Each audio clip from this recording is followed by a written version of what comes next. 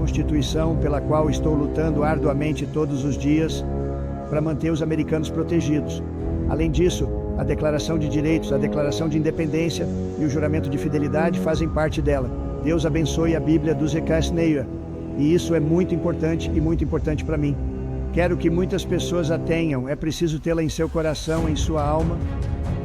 Muitos de vocês nunca leram e não conhecem as liberdades e os direitos que têm como americanos e como estão sendo ameaçados de perder esses direitos. Isso está acontecendo o tempo todo. É muito triste o que está acontecendo em nosso país, mas vamos mudar isso. A religião e o cristianismo são as maiores coisas que estão faltando neste país. E eu realmente acredito que precisamos trazê-los de volta. E temos que trazê-los de volta rapidamente. Acho que esse é um dos maiores problemas que temos. É por isso que o nosso país está ficando louco. Perdemos a religião em nosso país.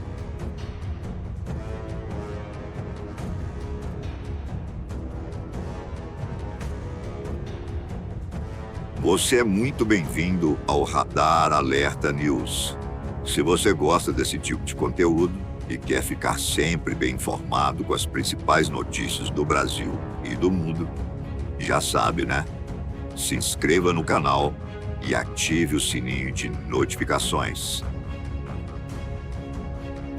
Para falar agora sobre a corrida eleitoral pela Casa Branca. Uma nova pesquisa mostrou que Donald Trump ampliou a vantagem na liderança sobre Joe Biden.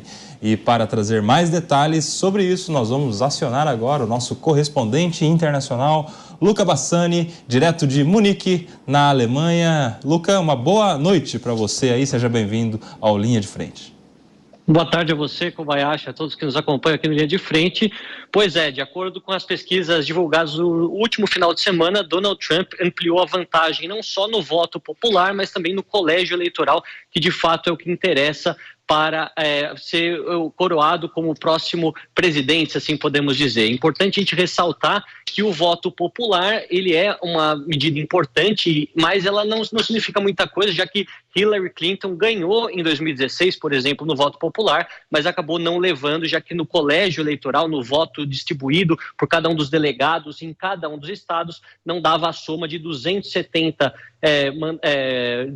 delegados, que faz com que o próximo presidente seja escolhido. De acordo com o levantamento, Trump tem no voto popular 49% frente a 44% do atual presidente Joe Biden. Portanto, é uma vantagem acima da margem de erro, na casa dos 5%. Quando nós olhamos o colégio eleitoral, a vantagem de Trump também é grande em relação a 5 estados essenciais dos 6 que são historicamente aqueles estados que em cada uma das eleições acabam mudando o seu voto. A gente pode dizer, por exemplo, que a Califórnia é um estado democrata há muitos anos, então praticamente Joe Biden já conta com os votos da Califórnia para ser eleito. Da mesma maneira que o Texas é um estado bastante republicano e por isso Trump já contaria com esses votos. E aí, nesse cenário, nós olhamos aqueles estados que são cruciais, como é o caso da Geórgia, Pensilvânia, Wisconsin, Michigan, Arizona e Nevada.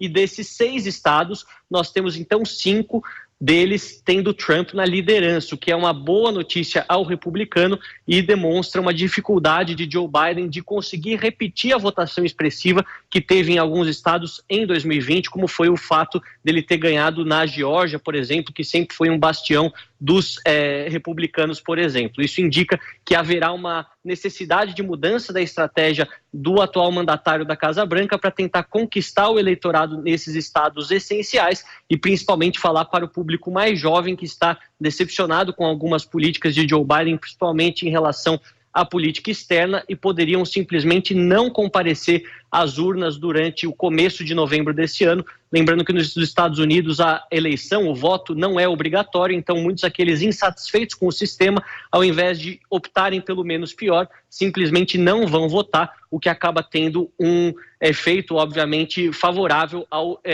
presidente que não é o incumbente, no caso o candidato à presidência que está na oposição, que no caso atual é Donald Trump. A questão da idade de Biden, de quão bom do aspecto cognitivo ele estaria, né? Quão sharp, eles falam em inglês, tão nítido, tão afiado ele estaria para continuar comandando o país mais poderoso do mundo. Isso é muito questionado por uma série de gafes cometidas por Joe Biden durante esses últimos 4 anos, mais especificamente durante o último ano, onde ele troca nomes de presidentes, inverte nome de países, além de outros problemas que ele faz ao longo dos seus discursos que não agradam grande parte dos seus próprios eleitores. Então, esse questionamento é algo que muitos acabam trazendo para comparar com Donald Trump, que é uma figura que, por mais que também tenha uma idade mais avançada, esteja lá perto dos 80 anos, e Biden com 81, ou seja, a diferença não é muito grande, mas nos discursos Trump acaba tendo uma retórica um pouco melhor, sendo uma pessoa que acaba falando de uma maneira mais envolvente, né?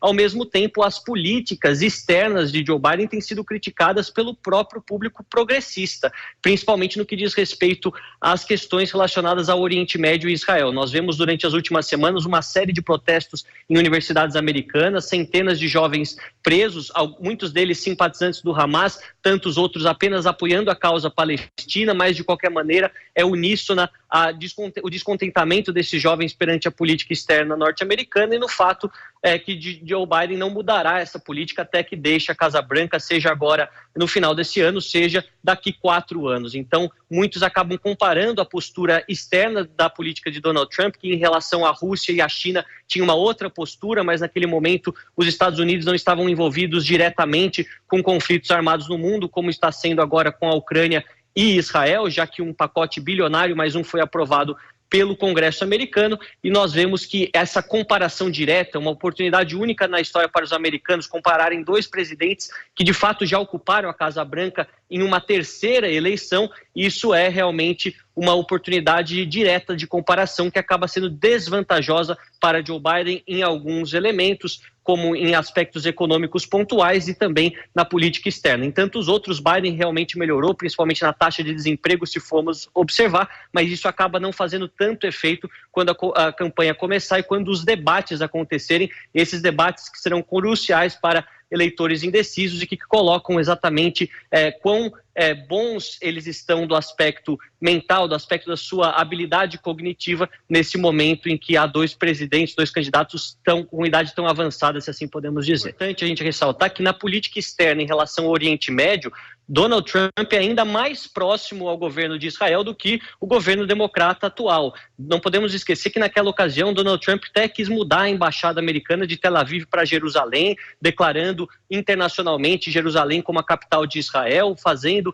obviamente, um banimento a alguns cidadãos de origem muçulmana aos Estados Unidos. Então é muito clara que a posição de Trump ela é ainda mais pró-Israel do que do governo Biden propriamente dito. Então não acredito que esses jovens insatisfeitos que têm tomado as universidades vão deixar de votar em Biden para votar em Trump. Eles simplesmente não vão votar em ninguém. É irreal a gente pensar na lógica binária da política americana, que só temos democratas e republicanos, que Biden perderia eleitores a Trump neste quesito. Simplesmente ele pode perder um público jovem insatisfeito que não compareça exatamente às urnas, esses estados-chave, e isso dá uma vantagem numérica a Donald Trump, já que seus eleitores são mais fervorosos e, de fato, comparecem em peso às urnas. Eu acredito que essa polarização em relação ao que se dá no Oriente Médio tem a ver com a nova dinâmica das redes sociais. Nunca antes guerras eram televisionadas 24 horas por dia e com as pessoas tendo a possibilidade de exprimir as suas opiniões de forma tão instantânea como temos agora,